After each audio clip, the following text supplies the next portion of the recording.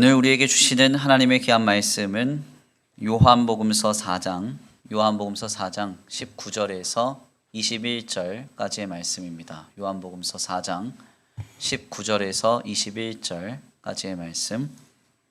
제가 가진 신약성경 148페이지입니다. 신약성경 148페이지.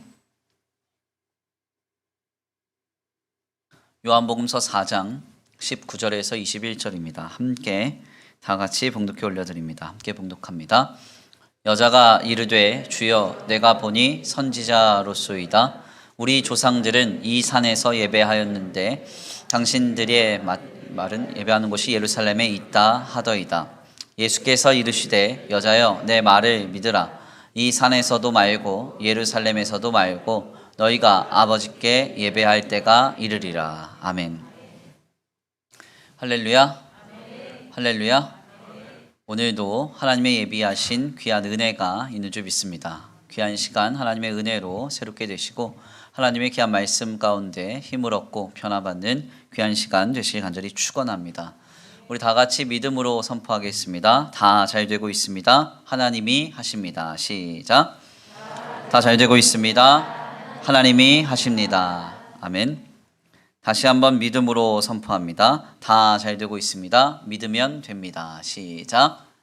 다 잘 되고 있습니다. 믿으면 됩니다. 아멘. 오늘도 믿음으로 주께 예배하러 나온 우리 성도들 모두에게 주님의 풍성하신 은혜와 사랑이 더하여 주시길 간절히 축원합니다. 오늘은 귀한 시간 귀한 말씀을 통하여서 여자여 내 말을 믿으라. 여자여 내 말을 믿으라 라는 제목으로 하나님의 귀한 말씀을 함께 나누고자 합니다. 현대의 사상 중에서 가장 많은 변화를 이룬 개념 하나를 꼽자면 그것은 자유의 개념이라고 할 수가 있겠습니다. 우리는 흔히 자유란 무엇에 얽매이지 않고 자기 마음대로 행동하는 일 혹은 자기 마음대로 행동할 수 있는 상태가 자유라고 흔히 이야기하는데요. 실상 현대 사상사에 있어서 자유란 다양한 방향으로 해석이 되고 또한 적용이 됩니다. 특별히 크게 자유는 소극적인 자유와 적극적인 자유로 분류가 되는데요. 먼저 소극적인 자유란 단지 개인이 자유를 사유하는 개념이라면 적극적인 자유는 개인의 자유가 실현 가능하게 만드는 자유.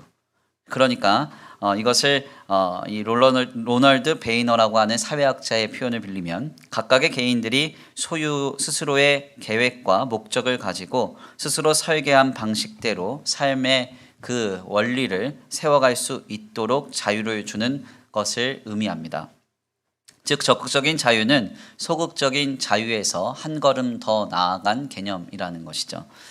쉽게 표현하자면 소극적인 자유가 한 개인이 자유롭게 살아가는 방향의 것이라면 적극적인 자유는 각각의 개인이 누리는 자유가 실현될 수 있도록 사회와 환경과 그리고 조건이 아름답게 이루어져 갈 수 있도록 하는 방향의 것이라고 할 수 있겠습니다. 결국 오늘날에 이르러서는 사회학적으로 중요시되는 자유는 소극적인 자유라기보다는 적극적인 자유의 범위입니다. 누구든지 자신의 뜻과 계획대로 자유로이 살아가고 있습니다. 이러한 자유를 누리지 않는 사람은 거의 없습니다. 그러나 이것이 사회와 환경과 조건의 문제로 억압되지 않고 어느 누구나 자신이 계획하고 설계한 바를 자유로이 이룰 수 있는 건전한 사회적 바탕을 이루어야 한다는 것이죠. 아이들이 아름답게 꿈을 꿉니다. 그 꿈을 가지고 자신의 삶을 세워가려고 하는데 환경과 사회와 조건이 그 꿈을 짓밟거나 제한해서는 안 되겠죠. 그러니까 어느 누구나 아름답게 꿈꾸는 자유가 있고 그것을 실현할 수 있는 자유로운 사회가 되는 것이 건전한 사회의 바탕이라는 사실입니다. 왜 이렇게 주일 아침부터 어려운 이야기를 하는가? 목사님이 설교 시간에 아는 척 되게 하고 싶어서 그런 건가? 하실 수 있는데 그런 이야기가 아니라요. 매우 분명하게도 기독교라는 진리의 신앙은 자유의 종교를 의미하기 때문입니다. 우리 예수님께서 이렇게 말씀하시죠. 진리를 알지니 진리가 너희를 자유케 하리라. 아멘입니까?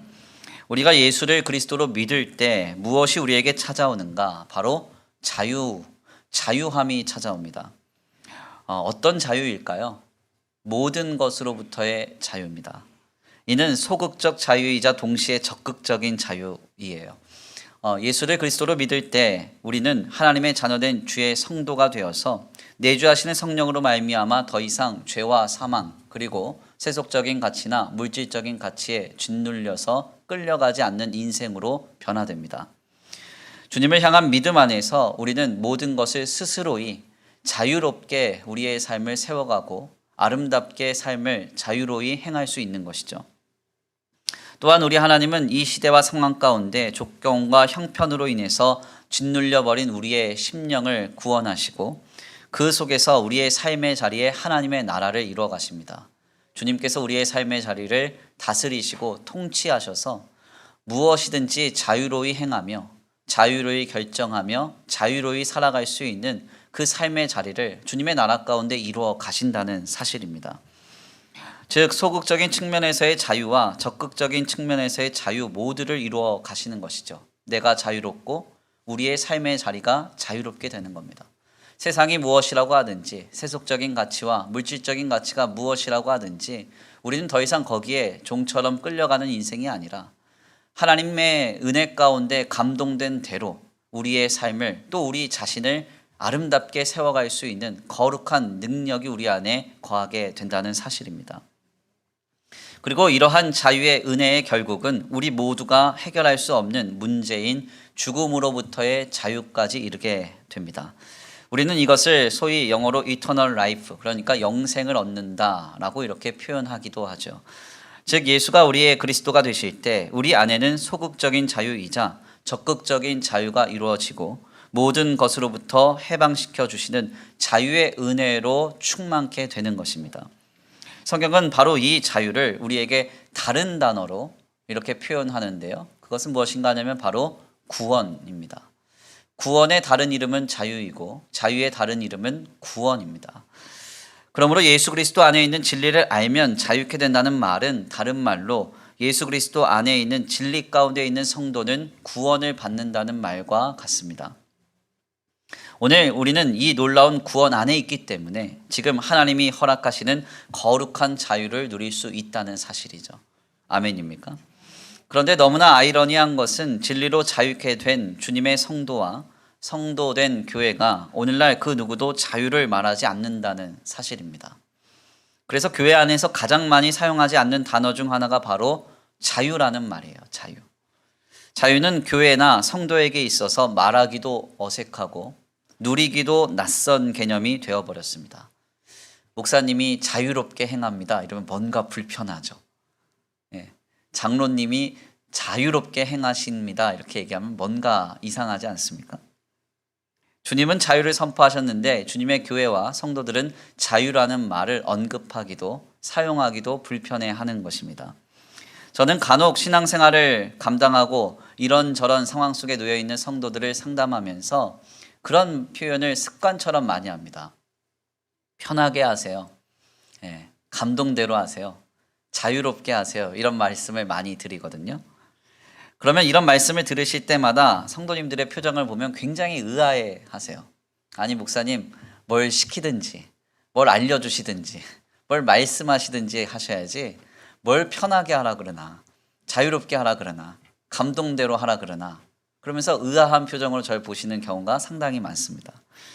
실상 우리는 우리의 신앙생활을 각종 유형과 규격의 틀에 맞게 하는데 익숙해져 왔습니다. 마치 예수님 당시에 613개의 무엇을 하라라고 하는 명령의 조항과 무엇을 하지 말라라고 하는 금계의 조항으로 많은 사람들을 교훈해 왔던 율법주의자들의 입장과 같습니다. 무엇을 해야 한다, 그리고 무엇을 하지 말아야 한다라는 말을 들으면서 그것에 늘 자신을 견주어 보는 것이 우리의 신앙생활이었습니다. 그러나 이것은 주님이 원하시는 바가 아니에요. 주님은 우리가 주님을 자유로움 가운데 경배하기를 기대하고 있습니다. 자연스럽게 주님을 기쁘시게 하기를 기대하고 계세요. 아멘입니까? 무엇을 해야 하고 무엇을 하지 말아야 하는 정형화된 틀에 맞게 주님이 자신의 경배하기를 기뻐하셨다고 한다면 우리를 마치 로봇처럼 창조해 놓으시고 우리를 속박하시기를 주님은 즐거워하셨을 것입니다. 그러나 주님은 태초부터 지금까지 하나님의 성도들에게는 늘 자유를 주셨고 그 자유로움 속에서 그가 감동되어 뜨겁게 주께 나오는 모습을 기뻐하셨습니다. 저는 우리 모두가 코로나19의 시대를 지내는 과정 속에서 우리의 정형화된 신앙의 틀을 깨뜨리시는 주님의 역사를 목도합니다. 함께 모여서 우리는 지금 예배하지 못하고 있습니다. 오늘은 그나마 많이 오셨네요. 네. 그래도 참 감격스럽습니다. 옛날에는 여기가 가득 차도 찾는지 안 찾는지 별로 관심도 없고 감격도 없었는데 지금은 뭐 이 정도만 앉아 계셔도 마음이 뜨겁네요. 안 뜨거우세요? 네, 마음이 전 뜨겁습니다. 목소리를 높여서 찬양하기가 부담스러운 시대가 됐죠. 침을 튀어가면서 기도하지도 못합니다. 함께 교제하고 함께 먹고 마시기도 부담스럽습니다. 어떠세요? 가만 생각을 해보면 우리가 그동안 신앙생활이라고 여겼던 모든 것들을 못하는 시대에 접어들지 않았습니까? 그동안 신앙생활의 참된 틀이라고 여겼던 모든 것들이 무너져 버리고 있습니다. 어떤 이들은 이러한 형편 속에서 마치 우리의 신앙이 다 흔들리고 있는 양 불안해하면서 염려해요. 그리고 이렇게 가다간 곧장 우리의 믿음이 사라져 버릴 것이라고 으름장을 놓으면서 공포심을 심어주기도 합니다. 그러나 저는 이러한 상황 속에서 오히려 묘한 자유를 느낍니다. 우리는 지난날 신앙생활이라고 여겼던 일들을 하나도 못 해낼 수밖에 없는 형편이지만 우리 성도들이 각자의 자리에서 어떻게든 몸부림치면서 지난 1년여 동안 열심 냈던 그 현장을 돌아보십시오. 우리가 그동안 신앙생활이라고 여겼던 그 모든 관념화되고 정형화되었던 틀이 깨어지는 현장을 목도하고 있잖아요. 그러면서도 우리는 중심으로 주님을 신앙하고 있잖아요. 아멘입니까? 지난날과 비교할 때 아무것도 하지 못하는 신앙생활의 형편이지만 오히려 우리는 지금 우리 안에 굳어져 버린 정형화된 신앙의 틀을 깨트려 버리고 다만 우리의 중심으로 더 몰입하고 집중하며 주께 나아갈 수 있게 된 것입니다. 이 신묘한 역사가 우리 가운데 지금 이루어지고 있는 거예요. 그러니 함께 모여 예배하지 못한다고 해서 혹은 목소리를 높여 기도하지 못한다고 해서 침을 튀어가면서 찬양하지 못한다고 해서 우리가 함께 먹고 마시지 못한다고 해서 우리는 불안해하거나 염려할 필요가 없습니다. 신앙이 소멸될까 혹은 사라질까 불안해할 필요도 없습니다. 다만 하나님께서 이 모든 것을 선으로 바꾸사 역사하실 그날을 기대하면서 다만 하나님 앞에 거룩한 삶을 더욱 세워가면 될 줄 믿습니다. 오히려 우리 안에 그동안 굳어졌던 정형화된 신앙의 형식을 깨트려 버리고 이렇게 하면 신앙생활을 잘하는 거야. 이렇게 하지 않으면 신앙생활 못하는 거야 라고 했던 그 정형화된 틀을 깨트려 버리고 순종이 제사보다 낫다고 하신 하나님 앞에 더욱 마음의 중심으로 자유롭게 주님을 기쁘시게 하는 거룩한 성도들 모두가 되시길 간절히 축원합니다. 그런데 이러한 진정한 자유를 누리기 위해서 필요한 것 한 가지가 있습니다. 그것은 무엇인가 하냐면 바로 주님을 향한 믿음이에요. 믿음이 필요해요. 주님을 확실히 믿을 때 자유할 수 있습니다. 함께 모여서 예배하지 못하고요. 함께 모여서 교제하지 못하고 예배하며 또 함께 많은 것을 나누지 못하는 것이 우리 성도님들만의 어려움은 아닙니다. 제일 어려운 건 저겠죠. 담임 목회하는 제가 제일 답답하고 어렵고 고단하지 않겠습니까? 그럼에도 불구하고 제가 지금 이러한 현장 속에서 자유함을 누릴 수 있는 이유는 한 가지입니다. 그것은 바로 저는 하나님을 믿기 때문에 그래요. 저는 하나님을 믿습니다. 어둠 밤 지나면 새날이 반드시 옵니다. 겨울이 가면 반드시 봄은 옵니다. 주님이 반드시 이 곤고한 시기를 지나서 더욱 우리가 거룩하고 신실하며 진실한 신앙의 공동체로 세워져 나갈 수 있도록 주님이 길을 열어주시리라 믿습니다. 저는 그 하나님을 믿기 때문에 자유한 것입니다. 저는 이 자유가 우리 모두의 자유가 되길 간절히 축원합니다. 하나님은 살아계십니다. 우리는 지금 할 수 있는 것이 많지 않지만 그래서 때때로 불안하고 염려가 많지만 하나님이 계시기에 주님을 믿고 바랄 수 있습니다. 자유하십시오. 그분은 나보다 나를 더 잘 아시고 만왕의 왕이 되시며 만주의 주님이 되십니다. 나를 짓누르고 불안하게 만드는 모든 것에서 해방되십시오. 살아계신 하나님이 계십니다. 그분은 전지하시고 전능하시며 편재하시고 불변하시며 영원하십니다. 그 하나님께서 지금 일하고 계십니다. 역사하고 계십니다. 그 주님 안에 있는 자유를 누릴 수 있는 저와 우리 성도들 모두가 되시기를 간절히 축원합니다. 오늘 본문의 말씀은 바로 이와 같은 관점에서 우리에게 매우 큰 신앙의 통찰을 줍니다. 본문에 따르면 예수 그리스도께서 남편이 여럿인 이 사마리아 여인의 치부를 들춰내신 뒤에 그와 함께 하신 일에 관하여서 전하고 있는데요. 주님은 여인을 진정으로 치유하시고 회복시켜 주시고자 긴박하게 그녀 안에 감추어진 죄를 드러내 보이셨습니다. 이때 사마리아 여인이 보인 반응은 오래된 신학의 논쟁을 질문하는 것이었는데요. 오늘 본문 말씀 19절에서 20절입니다. 우리 함께 다 같이 봉독해 올려드립니다. 19절에서 20절입니다. 함께 봉독합니다. 시작.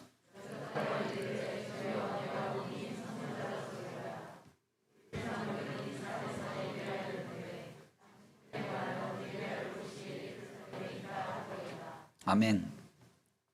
오늘 본문 말씀을 보면 사마리아 여인이 예수님께 감추고 싶은 치부가 드러나는 현장으로 인도됐을 때 그녀가 보인 반응은 자신의 치부를 가리고 그리고 더 나아가서 오래된 신학 논쟁을 예수님께 또다시 질문하는 것이었습니다. 이러한 여인의 반응은 사실 자신의 치부를 건드리는 데 대한 당혹감이 반영된 것이었어요. 사마리아 여인의 이 당혹감은 결국 회피로 이어졌고요. 그래서 주님께 또 다른 질문으로 화제를 전환시켰던 것입니다. 이는 오늘 우리의 모습이기도 합니다. 누군가가 자신의 치부와 죄를 지적하면 우리는 그것을 본능적으로 숨기거나 가리려고 합니다. 그리고 그 문제를 회피하려고 합니다. 이는 이 여인 역시도 마찬가지였어요. 이 여인은 자신의 신상에 관한 고통스러운 질문에서 벗어나고자 누구도 대답하지 못했던 오래된 신학 논쟁을 주님께 질문하며 화제를 전환시키고 있었던 것입니다. 20절 말씀에서 이 여인이 말한 이 산은 소위 사마리아 사람들이 예배하던 그리심산이었습니다. 예수님 당시에 소위 성전은 예루살렘에만 있었기 때문에 유대인들은 예배하기 위해서 제사하기 위해서는 꼭 예루살렘에 가서 성전에 들어가 제사를 했어야 했어요. 그런데 유대인들이 부정하게 여기던 사마리아 사람들은 예루살렘에서 예배할 수 없었으므로 그들의 예배 장소를 따로 마련했어야 했습니다. 그것이 바로 그리심산이었습니다. 결국 여기에서 사람들은 성전이 두 곳이 되는 그런 황당한 일을 경험하게 되는 것이죠. 하나님께 예배하는 곳이 과연 그리심산이 되어야 되느냐 혹은 예루살렘 성전이 되어야 하느냐, 이것이 아주 오래된 수백 년간의 논쟁으로 자리를 잡게 된 것입니다.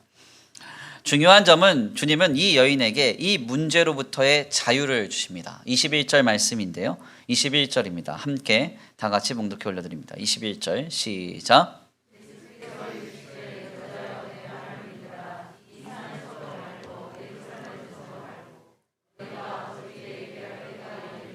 아멘. 21절 말씀에 따르면 주님은 이렇게 대답하십니다. 이 산, 그러니까 그리심산에서도 말고 예루살렘에서도 말고 아버지께 예배할 때가 온다. 아멘입니까? 즉 장소의 문제에서 벗어나 어디에서든지 언제나 예배할 수 있는 때가 온다고 주님 말씀하고 계십니다.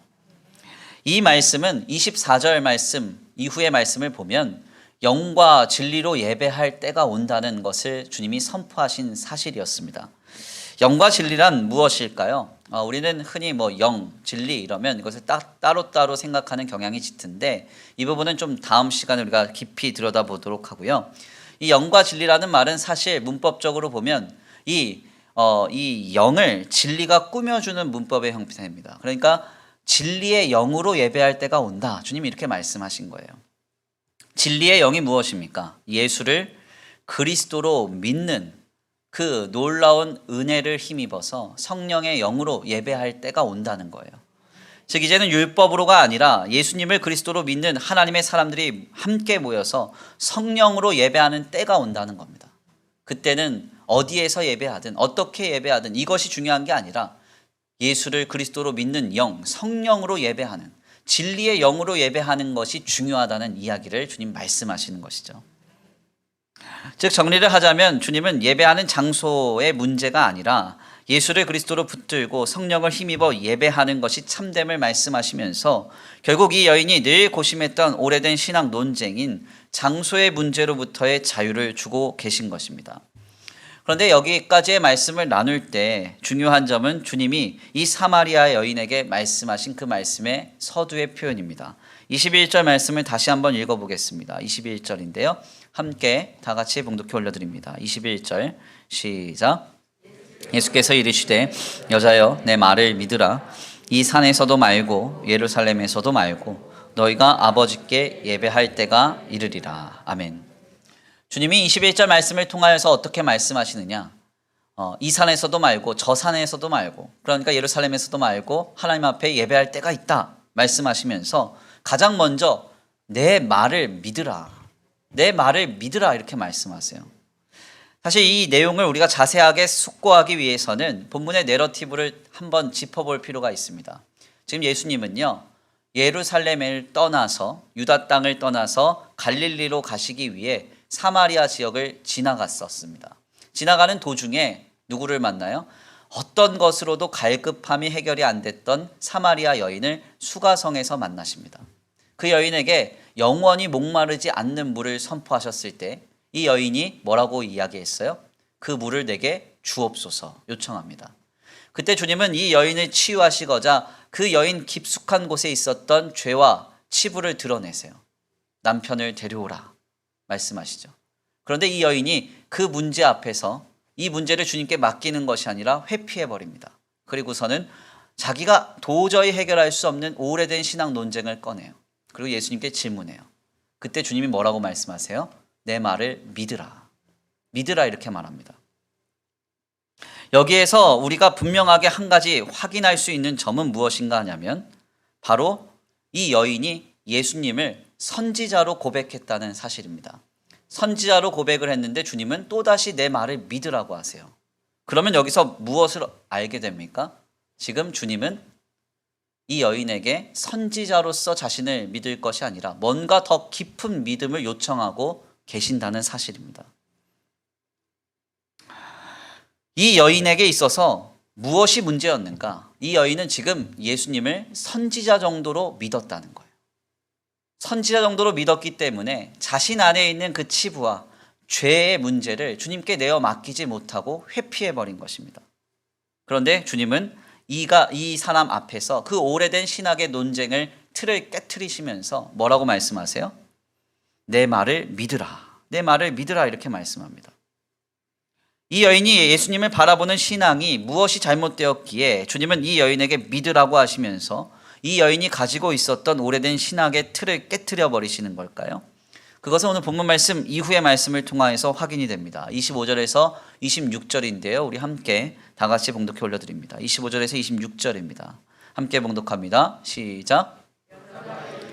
메시아 곧 그리스도라 하는 이가 오실 줄을 내가 아노니 그가 오시면 모든 것을 우리에게 알려주시리이다. 예수께서 이르시되 내가 말하는 내가 그니라. 아멘. 오늘 본 말씀 이후 말씀이 25절에서 26절 말씀을 좀 살펴보면요. 예배하는 장소가 중요하다는 자신의 그 신학을 완전히 깨뜨리신 예수님 앞에서 여인이 또다시 언급하는 것은 그리스도라는 존재였습니다. 우리가 지금 씨름하고 있는 이 모든 문제에서 온전한 해답을 내리실 분이 그리스도인데 그분이 곧 오신다고 했다. 이런 이야기를 예수님께 말해요. 그럼 여기서 나타나는 이 사마리아 여인의 그 생각의 전제가 하나 있죠. 그건 뭡니까? 이 예수님을 지금 그리스도로 믿고 있지 않다는 것입니다. 우리는 여기에서 분명한 한 가지를 깨닫게 되죠. 그것은 바로 본문에 나타난 이 여인은 예수님을 선지자 중에 하나로 보고 있었다는 사실입니다. 메시아, 그러니까 구약의 말씀대로 오셔서 우리를 구원하실 그리스도로 예수님을 보지 않았다는 이야기예요. 결국 주님은 아무도 모르는 남편에 대한 치부를 알고 계신 그 예수님을 선지자로 인정했던 이 여인에게 자신은 선지자가 아니라 그리스도임을 밝히십니다. 내가 그라 이렇게 말씀하세요. 그래서 주님은 이 여인이 자신의 죄를 회피하면서 또다시 꺼낸 신학적 논쟁에 대해 답변을 주시기 직전에 이렇게 말씀하는 겁니다. 내 말 좀 믿어라. 여자여 내 말 좀 믿어라. 이렇게 말씀하시는 거예요. 우리는 바로 여기에서 분명한 두 가지를 다시 한번 깨닫게 되죠. 그것은 바로 먼저 주님의 역사와 능력을 체험해도 주님을 선지자로 신앙하는 믿음과 주님을 그리스도로 신앙하는 믿음 두 가지가 있다는 사실입니다. 그리고 여기서 더 나아가 둘째로 우리가 주님을 그리스도로 신앙할 때 모든 논쟁과 문제로부터 해방되는 진정한 자유를 누릴 수 있다는 사실이에요. 첫 번째로 우리가 본문을 통하여 깨닫는 것은 우리가 똑같이 하나님을 믿고 신앙하지만 우리 주님을 선지자로 신앙하는 사람과 주님을 그리스도로 신앙하는 사람이 있다는 사실입니다. 오늘 본문 말씀에 사마리아 여인은 처음에 예수님을 선지자로만 인정했습니다. 선지자로만 인정했어요. 선지자가 뭡니까? 마치 점쟁이처럼 자신의 과거를 잘 맞추고 그리고 더 나아가 자신의 삶의 방향과 계획에 내가 원하는 어떤 부분의 해결책 혹은 도움을 줄 수 있는 대상으로 여기는 것이 선지자 정도의 믿음이에요. 이 여인은 예수님을 향하여서 이 정도의 믿음밖에 없었습니다. 선지자 중에 하나로서 예수님을 바라봤던 것이죠. 그러니까 이 여인은 자신이 드러내고 싶지 않은 그 치부와 죄의 문제는 예수님께 맡길 수 없었습니다. 이것은 그냥 내가 알아서 하는 것이고 예수님은 그냥 내가 원하는 것만, 내가 바라는 것만 해결하기를 바랬던 거예요. 그래서 예수님이 그녀의 죄를 지적하셨을 때 그 모든 죄와 허물을 주께 내어드리면서 해결을 요청했던 것이 아니라 또다시 내가 궁금했던 것을 꺼내어서 주님 앞에 질문했던 것이죠. 선지자 정도로만 주님을 신앙하는 사람들은 이런 공통적인 모습을 보입니다. 하나님께 온전히 자기의 문제를 내어 맡기거나 주님을 전적으로 신뢰하면서 주님께 도움을 요청하지 않습니다. 하나님이 하실 수 있는 것과 하나님이 하실 수 없는 것, 하나님께 맡길 만한 것과 맡기지 않을 만한 것, 이것을 철저하게 분류해서 내가 원하는 분류의 기준에만 주님이 해답을 주시기를 기대해요. 그러면 어떻게 됩니까? 하나님의 역사와 능력이 나타날 때는 때때로 경탄하곤 하지만 자신의 죄와 치부의 문제가 드러나거나 혹은 하나님이 온전히 역사되어야 하는 현장 속에서 우리가 전적으로 주님을 신뢰해야 할 때 이 사람은 불신앙으로 치닫게 됩니다. 다만 주님의 역사와 이적에 감격하면서 그 속에서 자신이 가지고 있었던 의문과 문제만 해결받기를 선택적으로 원하는 것이죠. 결국 이는 결정적인 상황 속에서 하나님 앞에 늘 숨기고 감추며 진정으로 하나님께 나아가지 못하게 만들고 주님을 전적으로 신뢰하지 못하게 만드는 모습으로 귀결됩니다. 물론 평안할 때는 이것이 잘 구별되지 않아요. 이 사람이 하나님을 선지자 정도로 믿고 있는지 아니면 그리스도로 믿고 있는지 잘 확인이 되지 않습니다. 그런데 중요한 것은 무엇인가 하냐면 선지자는요, 그의 삶에 있어도 되고 없어도 되잖아요. 선지자의 말은 들을만 하면 듣고 안 들을만 하면 안 들을 수 있잖아요. 그렇기 때문에 결정적인 순간에 세상의 것에 영향을 받게 되고 세속적인 가치에 물이 들어버립니다. 결국 주님을 선지자로 믿는 믿음은 결정적인 순간에 불신앙으로 치닫게 되는 것이죠. 그러나 그리스도로서 주님을 신앙하는 성도들은 어떻습니까? 그리스도는 오직 한 분, 예수님밖에 없죠. 아멘입니까? 둘이 될 수 없어요. 그리스도의 히브리 말은 메시아 아닙니까? 구원을 주실 분은 한 분밖에 없는 거예요. 그래서 우리 예수님도 내가 곧 길이요 진리요 생명이니 나로 말미암지 않고는 아버지께로 갈 자가 없느니라 말씀하실 때 이 본문을 영어 성경으로 보면 정관사 더가 붙습니다. 그러니까 주님이 뭐라고 말씀하시는 거 하냐면 내가 유일한 길이다, 유일한 진리다, 유일한 생명이다 이렇게 말씀하시는 거예요. 그리스도로서 주님을 신앙하는 사람들은 주님이 구원이시기 때문에 주님께 전적으로 모든 것을 맡깁니다. 전적으로 주님을 신뢰해요. 왜요? 돈이 내게 구원을 주는 것이 아니라 세속적인 가치와 물질적인 가치, 우리의 환경과 조건과 상황이 우리의 구원과 자유와 평안을 이루는 것이 아니라 오직 하나님 한 분만이 우리에게 유일한 소망과 기대가 되고 우리에게 유일한 구원과 자유와 평강을 허락하실 줄 믿기 때문에 그렇습니다. 그렇기 때문에 그리스도로서 주님을 신앙하는 성도는 모든 순간에 주님만 바라봐요. 주님만 의지합니다. 바로 주님은 이 사마리아의 여인에게 이것을 요청하고 계신 거예요. 우리는 오늘 본문 말씀을 이 아침에 함께 나누면서 우리를 향해 묻고 계시는 주님의 음성을 들어야 합니다. 너는 나를 선지자 중에 하나로 믿느냐?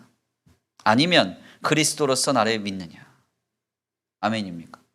너는 내가 유일한 기대와 소망, 유일한 생명과 구원이냐? 아니면 이것저것을 함께 붙들고 의지하면서 판단하면서 나를 믿고 있느냐? 주님 묻고 계신다는 거예요. 사마리아 여인은 예수님을 선지자로만 보았기 때문에 자신이 그토록 가리고 싶었던 치부와 죄의 문제, 해결받지 못했던 그 문제를 주님께 맡기지 못했습니다. 다만 당황해하면서 다른 논쟁을 거론하며 회피하고 감추려 했던 거예요. 이 여인에게 주님은 오늘 본문 말씀을 선포하십니다. 여자여, 내 말을 믿으라. 여자여, 너는 나를 그리스도로서 믿으라. 아멘입니까? 선지자를 믿는 믿음에서 그리스도를 믿는 믿음으로 대전환하라고 말씀하고 계시는 것입니다. 우리는 지금 그리스도로서 주님을 신앙해야 됩니다. 곤고하고 어려운 시대에 무엇이 우리의 소망이 되고 있습니까? 힘들고 어려운 시대에 무엇이 우리의 기대가 되고 있습니까? 하나님 한 분만이 우리의 유일한 그리스도가 되셔야 될 줄 믿습니다. 우리의 인생의 해답이 되고 우리의 기대와 소망이 되고 우리의 유일한 구원과 기쁨, 자유가 되시길 간절히 축원합니다. 바로 여기에서 이어지는 두 번째 교훈으로서 두 번째 신앙의 인사이트는 우리가 주님을 그리스도로서 신앙할 때 모든 논쟁과 문제로부터 해방받는 진정한 자유를 누릴 수 있다는 점입니다. 지난 2019년도에 우리 교회에 오셨던 여리고 집회 강사로 섬겨주신 높은 뜻 교회 은퇴 목사 김동호 목사님께서 이런 질문을 받으셨대요. 목사님은 왜 예수님을 믿으세요? 이렇게 질문했답니다. 그러니까 질문한 사람도 많이 정신이 없으신 것 같긴 해요. 목사님한테 왜 예수님을 믿냐니. 이 질문에 김동호 목사님이 이렇게 답하셨다고 합니다. 저는 자유하기 위하여 믿습니다. 저는 자유하기 위하여 믿습니다. 참으로 인상적인 답변이죠. 사람은 안타깝게도 죄된 본성이 있어서요. 필연적으로 상대적인 가치를 추구하는 인생을 삽니다. 그러다 보니 늘 서로가 서로를 견주어 보면서 끊임없이 죄와 탐욕, 욕심을 추구하며 여기저기에 끌려다니는 인생을 살아요. 가지고 있어도 더 가진 자들을 바라보면서 끌려다닙니다. 누리고 있어도 더 누리는 자들을 보면서 끌려다녀요. 평안하고 행복해도 더 평안하고 더 행복한 자들을 보면서 짓눌리고 끌려다닙니다. 이게 바로 오늘 우리의 인생이에요. 죄된 본성이 그렇게 만드는 것이죠. 만족을 모르게 하고 스스로 목마름을 절대 해결할 수 없는 거죠. 특별히 인지학 교수인 조지 레이코프 박사에 따르면 인간은 지각적 범주와의 최적화되도록 진화된 존재라는 표현을 합니다. 이것이 좀 어려운 말인데 쉽게 말하면 인간은 자신이 인식하고자 하는 것을 늘 개념적으로 묻고 분류하여서 범주화시키며 삶을 살아간다는 거예요. 그래서 인식하고자 하는 것은 몰입하고 집중하며 그것을 투영하여서 범주화하는 인생을 살지만 인식하고자 하지 않는 것은 철저히 범주하지 않고 무시해버리는 것이 우리의 인생입니다. 그러니까 인간이 굉장히 특별한 존재죠. 쉽게 말씀을 드리자면 돈을 좋아하시는 분들은 모든 게 다 뭘로 보여요? 돈으로 보입니다. 돈으로. 그리고 뭐에만 예민해요? 돈에만 예민해요. 다들 이렇게 표정들이 이렇게 네. 음식을 좋아하는 분들은요 다 음식으로 해석해요. 음식으로 반응하고 음식에만 예민해요. 이게 왜 그러냐면 우리가 지각적 범주화에 최적화된 존재라 그래요. 나도 모르는 사이에 내가 인식하고 싶은 것만 묶어서 그것을 투영해서 내 삶을 바라보는 거죠. 결국 한 개인이 죄와 탐욕, 욕심을 품게 되면 어떻게 됩니까? 그것을 범주화시켜서 삶이 인식되기 시작해요. 그래서 거기에 그냥 노예처럼 종처럼 막 끌려가는 것입니다. 그렇지 않아요? 우리가 막 정말 이 작년 한 해를 정말 혼란스럽게 지내면서 이슈화된 게 상당히 좀 많지만 우리는 정말 열심히 벌어서 그냥 은행에 정말 이게 차곡차곡 이렇게 쌓고 쌓아서 이렇게 정말 이렇게 성실하게 살았는데 어떤 이들은 보니까 돈을 뭐 이렇게 빼고 저리 빼고 해서 집도 사고 주식도 사고 뭣도 사고 했더니 떵떵거릴 만큼 막 올랐대요. 그걸 보니까 이제 마음이 어려운 거예요. 나 뭐 했나? 그쵸? 그러면 이제 그때마다 거기에 생각이 이제 빠지면서 어떻게 돼요? 저걸 해야 되나 말아야 되나 힘들어지는 거죠. 마음. 다들 힘드세요? 얼굴이 보니까 힘드세요. 욕심이거든요. 욕심. 그거 내 돈 아니거든요. 예. 그 사람이 번 돈일 수는 있지만 그건 내 돈 아니거든요. 그러니까 욕심내면 안 돼요. 욕심이라는 말이 뭐냐면 하나님이 주시지 않는 것을 탐하는 마음이에요. 그렇죠? 내게 주시지 않는 돈 탐하면 안 돼요. 내게 주시지 않는 부동산, 주식 탐하면 안 돼요. 내게 주시지 않은 자녀, 남의 자녀랑 비교하면서 하면 안 돼요. 욕심. 죄송해요. 하나님 주시지도 않는 남편, 아내 비교하면 안 돼요. 저 남편 잘하더라. 저 아내 잘하더라. 우리 사모 어디 있나? 욕심이거든요. 욕심. 이 욕심이 잉태하면 뭐가 돼요? 죄가 되는 거죠. 여기에 이제 눌리는 거예요. 나 매일마다 아침에 딱 일어나면 주식창 키면서 시작해요. 오늘은 올랐나 내렸나.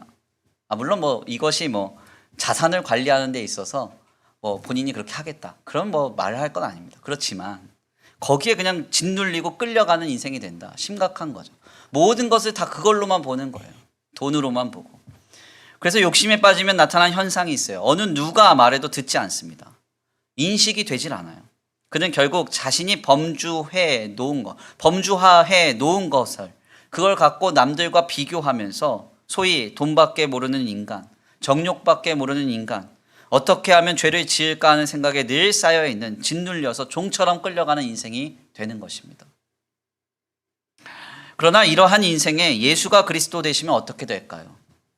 그리스도 되신 예수님을 통하여서 우리의 삶이 범주화되기 시작해요. 인생의 유일한 해답이 예수님이 되고 그 그리스도를 통하여서 삶을 바라보기 시작하는 거예요. 모든 것을 하실 수 있으신 하나님이 우리의 삶의 중심을 붙드시는 것이죠. 결국 고백이 터져 나오게 됩니다. 주님 한 분만으로 나는 만족합니다. 아멘입니까? 주님 감사합니다. 주님 기뻐합니다. 평안합니다. 자유합니다.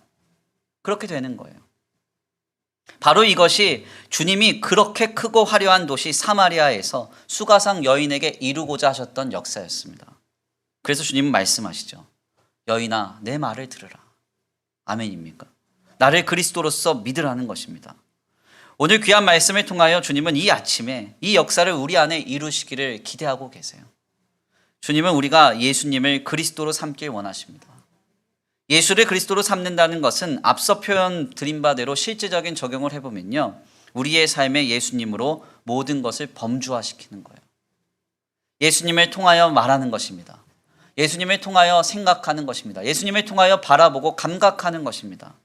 모든 순간에 하나님을 인정하고 의식하며 의지하는 것입니다. 이러한 인생으로 우리가 나아갈 때 우리에게는 자유가 찾아와요. 참된 자유가. 죄와 탐욕, 욕심에 끌려가는 인생이 아니라 우리의 그리스도 되신 예수께서 하시는 그 놀라운 역사를 누리는 인생으로 대전환이 되는 것입니다.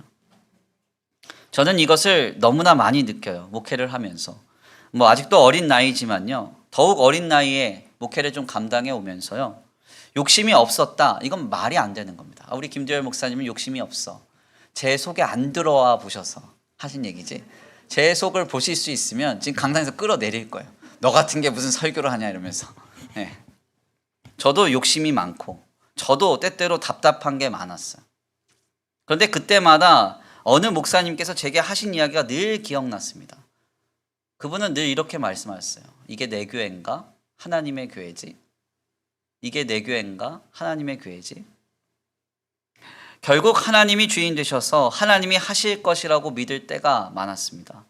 그리고는 하나님 입장에서 생각해보고 하나님 입장에서 말해보고 하나님 입장에서 한번 적용해보는 것이죠. 그때마다 얼마나 마음이 편안해지고 세상이 줄 수 없는 평강을 누렸는지 몰라요. 저는 이것이 오늘 우리 모두의 자유가 되어야 한다고 믿습니다. 오늘 이 아침에 우리 주님 우리에게 말씀하고 계세요. 여자여, 내 말을 믿으라. 너는 나를 그리스도로 믿으라. 그때 참 자유가 임하리라. 아멘입니까? 모든 순간에 예수를 그리스도로 삼음으로 인하여 참된 자유를 누릴 수 있는 저와 우리 성도들 모두가 되시길 간절히 축원합니다. 귀한 말씀의 결론을 맺겠습니다. 본문에서 사마리아 여인은 여전히 예수님을 선지자로 인정하며 자신의 죄를 회피하고 있습니다. 주님은 이런 여인에게 자신을 그리스도로 믿을 것을 강권하시면서 이 여인이 고민하고 있던 신앙의 문제적 틀에서 그를 자유롭게 하십니다. 주님은 이런 분이십니다. 자신을 그리스도로 믿는 자에게 세상이 줄 수 없는 모든 지각에 뛰어난 그리스도의 평강과 자유로 역사하시는 주님이십니다. 늘 죄된 본성에 이끌려 범주화된 모든 죄와 탐욕 그리고 욕심의 종이 되어 살아가지 마십시오. 오직 예수를 그리스도로 믿어서 주님을 통하여 말하고 생각하며 감각함으로 인하여 모든 순간에 주님을 인정하고 의지하며 의식함으로 인하여 세상이 줄 수 없는 참된 자유를 누리며 승리할 수 있는 저와 우리 모든 성도들과 귀한 몸된 교회가 되기를 간절히 축원합니다. 우리 이 시간 다 같이 귀한 말씀 붙들고 함께 기도 올려드립니다. 찬양으로 결단하겠는데요. 다 같이 결단하겠습니다. 찬양의 가사를 생각하시면서 함께 고백합니다. 하나님, 그렇습니다. 우리가 해야 할 것은 오직 하나님 한 분만을 믿고 바라면서 우리의 삶의 유일한 기대와 소망을 주님으로만 삼아야 할 줄 믿습니다. 하나님을 믿는다 하면서 마치 선지자처럼 내가 들어도 되고 듣지 않아도 되고 내가 의지할 것과 의지하지 않아야 할 것, 그것을 분별하고 판단하면서 하나님의 역사를 예단하면서 우리의 신앙생활을 세워가지 않게 하시고 오직 하나님 한 분만이 우리의 유일한 기대와 소망이 되게 하여 주옵소서. 예수를 그리스도로 믿음으로 인하여 주님을 통하여 말하고 주님을 통하여 삶을 바라보고 주님을 통하여 감각하는 인생이 되어 하나님 안에서 거룩한 신앙 가운데 임하는 참된 자유를 누리는 우리의 삶이 되게 하여 주시옵소서. 우리 이 시간 간구하고 소원하시면서 다 같이 말씀 붙들고 함께 기도 올려드리겠습니다. 찬양으로 결단하시고 말씀 붙들고 기도합니다.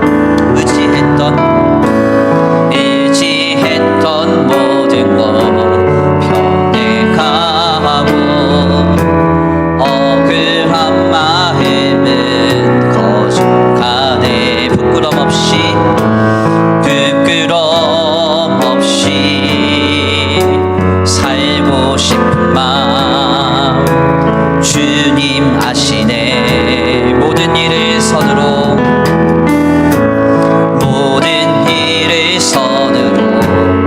이겨내고 죄의 유혹을 따르지 않네. 나를 구원하신 영원한 그 사랑 크신 그네 날 붙드시네. 다시 한번 고백하겠습니다. 의지했던 모든 것 변해갑니다. 의지했던 모든 것 변해가고 억울한 마음은 거룩하네. 부끄럼 없이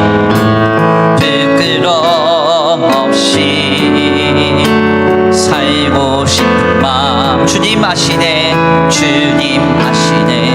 모든 일을 선으로 이겨내고 모든 일을 선으로 이겨내고 죄의 유혹을 따르지 않네. 나를 구원하신 영원한 그 사랑 크신 그네 날 붙드시네. 주어진 내 삶이 작게만 보여도 선하신 주 나를 이끄신 분의 중심을 보시는 주님만 따르네. 날 택하신 주만 의지해. 보이는 상황에 무너질지라도 예수 능력이 나를 붙드네. 보이지 않아도 주님만 따르네. 내 평생 주님을 노래하리라. 주어진 내 삶이 작게만 보여도 선하신 주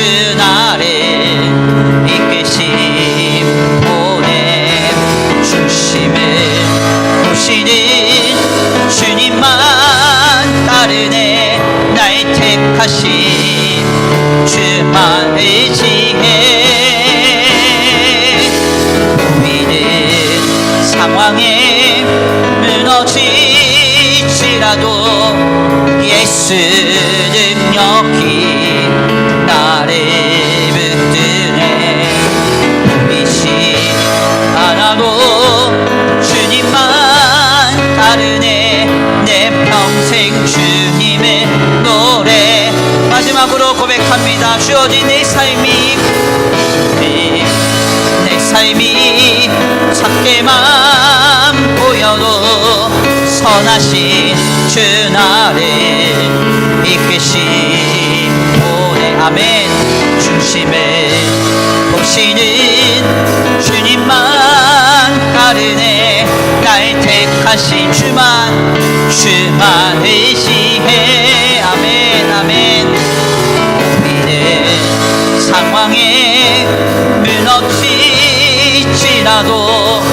예수 능력이 나를 붙드네. 아멘. 보이지 않아도 주님만 따르네. 내 평생 주님의 노래하리라. 아멘. 우리 이 시간 함께 기도하기 원합니다. 하나님, 그렇습니다. 우리가 지금 하나님 한 분만을 우리의 유일한 기대와 소망으로 믿고 바라며 이 자리에 왔습니다. 아버지, 물질이 나를 구원할 수 없고 세속적인 가치와 물질적인 가치가 내게 참 자유를 줄 수 없습니다.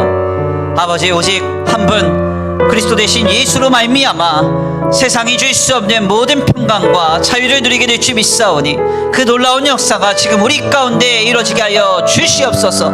공고한 나날들을 보내며 예수님 때문에, 하나님 때문에 더욱 기뻐하며 자유하는 우리의 심령과 삶이 되도록 주님 역사하여 주시옵소서.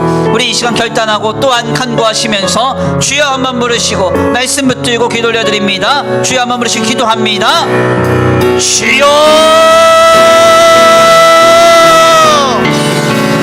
사랑과 은혜가 많으신 하나님, 감사합니다. 오늘 귀한 자리에 주님 앞에 왔습니다.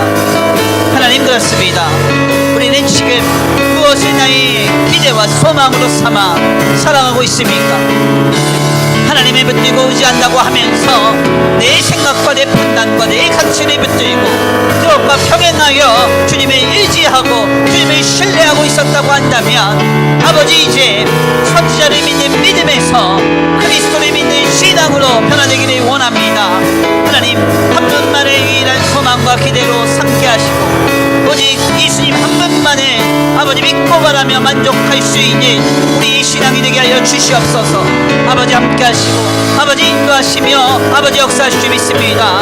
우리의 마음과 우리의 생각과 우리 중심에 붙들어 주시옵시고, 오 하나님, 겸손히 이 시간 보아오니 내게 믿음을 주옵소서. 내게 믿음을 주옵소서. 여자여, 내 말을 믿으라 하신 그 주님의 말씀이 내 심령을 강하게 울리고 감동시키며 아버지 내 마음을 새롭게 하여 주기를 원합니다. 오 하나님, 나를 불쌍히 여겨 주옵소서. 나를 불쌍히만 여겨 주옵소서. 나를 굶주리만 여겨 주옵소서. 주님을 의지합니다. 주님을 신뢰합니다. 주님을 믿습니다. 오 하나님, 물질이 줄 수 없는 자유를 내게 경험케 하여 주시옵시고 세상이 줄 수 없는 자유를 아버지 사람이 이룰 수 없는 그 평강과 자유함에 아버지 예수 그리스도 안에서 누릴 수 있도록 주님 역사하여 주시옵소서. 아버지 인도하여 주시옵소서. 함께하여 주옵소서. 아버지, 지금 내 삶의 환경과 조건 속에 내가 짓눌리지 않게 하시고 내 심령이 내 마음이 짓눌리지 않게 하여 주옵소서. 아버지, 그리스도 대신 예수로 말미암아 참 자유를 누리기 원합니다. 참 평강을 누리기 원합니다. 이제 더 이상 끌려가지 않고 짓눌리지 않고 예수님 한 분만으로 만족하며 기뻐하며 감사하며 살아갈 수 있는 우리 삶이 되게 하여 주시옵소서. 아버지, 노시주미 믿습니다. 아버지 함께 하실 줄 믿습니다. 아버지 역사하실 줄 믿습니다. 아버지 인도하실 줄 믿습니다. 주여 역사하여 주옵소서. 주여 인도하여 주옵소서. 주여 함께하여 주옵소서. 주님 도와주시옵소서. 주님 도와주시옵소서. 아버지 세상이 줄 수 없는 자유를 누리기 원합니다. 세상이 줄 수 없는 평강을 누리기 원합니다. 아버지 주여 아버지 물질이 줄 수 없는 참된 해방을 누리는 구원의 역사가 우리 가운데 있게 하여 주시옵소서. 주어진 내 삶이 작게만 보여도 선하신 주 나를 이끄시 보내 중심을 보시는 주님만 바르네 날 택하신 주만을 지혜 아멘. 보이는 상황에 무너질지라도 예수 능력이 나를 붙드네 보이지 않아도 주님만 따르네 내 평생 주님의 노래하리라. 주어진 내 삶이 작게만 보여도 선하신 주 나를 이끄시 보내 중심을 보시는 주님만 바르네 날 택하신 주만을 지혜 보이는 상황에 무너질지라도 예수 능력이 나를 붙드네 아멘. 보이지 않아도 주님만 따르네 내 평생 주님의 노래하리라.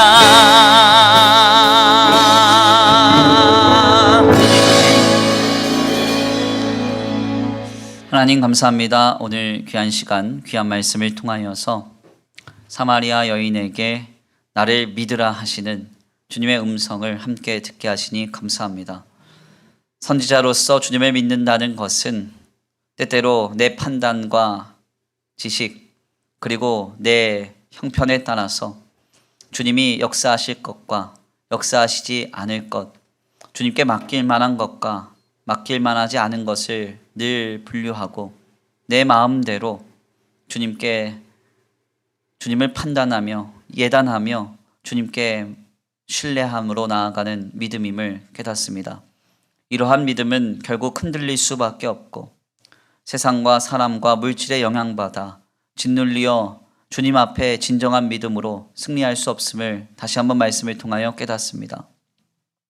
하나님, 선지자 정도로 믿는 그 믿음에서 그리스도를 믿는 믿음으로 전환되게 하여 주시옵시고 우리의 믿음이 깊어져서 오직 이 곤고한 나날들을 지나며 유일한 기대와 소망은 하나님 한 분만으로 삼을 수 있을 수 있도록 주여 우리의 믿음을 도와주시옵소서. 이 시간 겸손히 나아가 아버지 믿음으로 주께 나아간 우리 성도들 모두에게 합당한 은혜를 내려 주시옵시되 영원히 목마르지 않는 생수의 은혜가 더하여지게 하여 주시옵시고 모든 것으로부터 자유함을 얻는 거룩한 은혜가 있게 하여 주셔서 이제 더 이상 물질적인 가치와 세속적인 가치, 세상과 사람, 물질에 짓눌리어 끌려가지 아니하고 모든 지각에 뛰어난 그리스도의 평강으로 말미암아 자유하며 살아갈 수 있는 우리의 심령이 될 수 있도록 주님 역사하여 주시옵소서. 오늘 귀한 주일 주님 앞에 나와 예배하는 거룩한 발걸음과 각 처소 위에 복의 복을 더하여 주시옵시고 주님의 풍성하신 은혜와 사랑으로 덧입혀 주셔서 한 주간의 삶을 살아낼 때에 그가 어디에 있든지 그 모든 삶의 자리 가운데 주님 인도하시며 보호하시며 공급하시는 놀라운 은혜가 더하여질 수 있도록 한 주간의 삶을 주님 함께하여 주시옵소서. 주님 앞에 귀한 예물 올려드립니다. 이 예물이 있어지는 곳곳마다 영혼과 생명이 살아나게 하시고 하나님의 나라와 주님의 복음을 위하여 쓰임받는 거룩한 예물 되게 하여 주시옵시되 간절히 원하옵기는 드려진 손길 위에 하늘의 신령한 복과 땅의 기름진 복을 덧입혀 주시옵시고 하나님께서 차고 흔들어 넘치도록 공급하시며 채워주시는 놀라운 역사가 있게 되도록 주님 복내려 주시옵소서. 도시주 믿고 감사함을 올려드리오며 사랑과 은혜가 많으신 우리 구주 예수 그리스도의 이름으로 감사하며 기도 올려드립니다. 아멘. 이제는 우리 주 예수 그리스도의 은혜와 성부 하나님의 극진하신 사랑하심과 성령 하나님의 내주 교통하심이 오늘 귀한 자리 가운데 나와 이제 오직 우리의 삶의 유일한 기대와 소망, 오직 우리에게 참 자유와 구원을 주실 한 분 하나님만을 믿고 소망하며 살아가기로 결단하는 모든 성도들 머리 위에 이제로부터 영원토록 함께 있을지어다.